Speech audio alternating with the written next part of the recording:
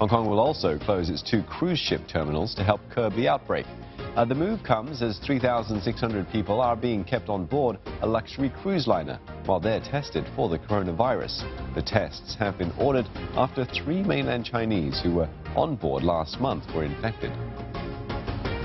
And a similar story in Japan, where 3,700 people will have to spend at least 2 weeks locked away on a cruise liner after 10 people on board tested positive for the novel coronavirus. The passengers on board come from 56 countries. Authorities have appealed to them to cooperate with the strict quarantine rules, which include not allowing passengers out of their own cabins.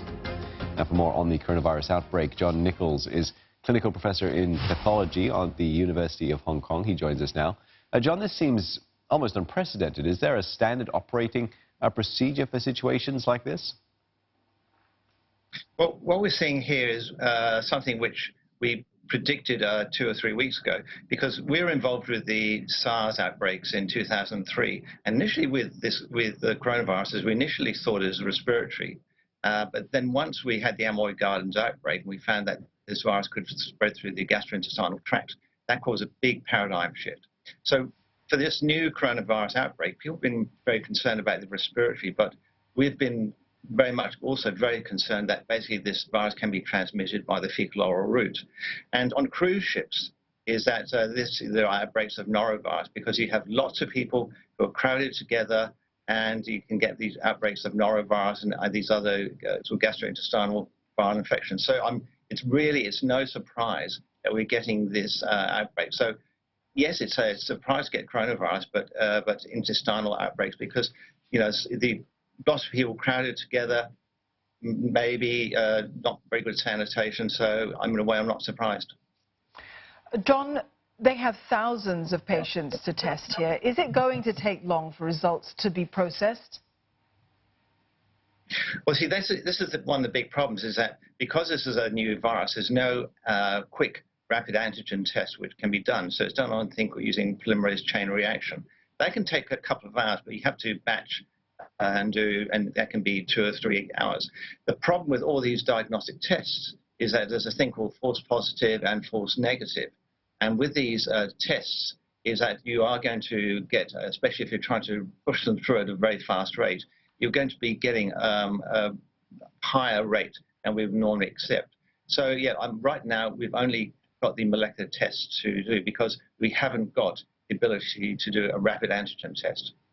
And is the only way to do this test to keep them on the boats themselves? There's no way to bring them off. This is, I suppose, to keep them in a controlled environment. But this is going to have a serious impact on the travel industry, particularly with cruise ships. Well, yes, but one also must realize is that the whole travel industry in the Southeast Asia region has been really pretty hit very hard. Cathay Pacific's asking their staff to take leave. Flights to China have dropped quite dramatically. So and we saw this in SARS, is that the travel industry took a very, very big hit for about 4 or 5 months. And it's no surprise that now we're actually getting these changes happening to the industry for the shipping. So I really think that this is going to be another sort of double whammy for those in the travel industry, because with nobody flying, nobody wanting to go on ships, it's going to be very difficult for anybody who wants to travel at all. John, let's get your take on the news now that anyone traveling from the mainland to Hong Kong is going to be quarantined for 2 weeks. How do you anticipate this is going to be organized, and how effective is that going to be?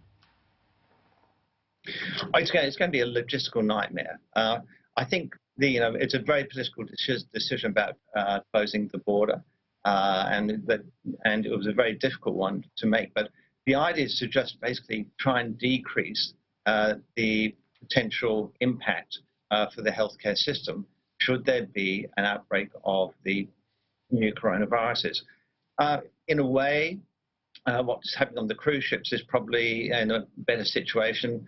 I consider the Australians who had to be evacuated to Christmas Island, which is a more drastic situation. But I think you need to find some way of ensuring that you have a quarantine which is very effective. What we found during the 2009 outbreak of when we had these new swine flu is that people were basically trying to break the quarantine, because if you're in a closed situation and you've been only in your cooped up, then people naturally feel antagonistic.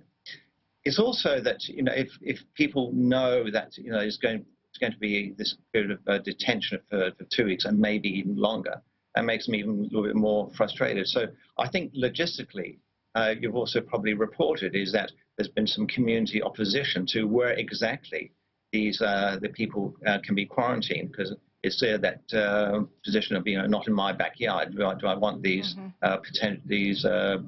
potentially infectious people?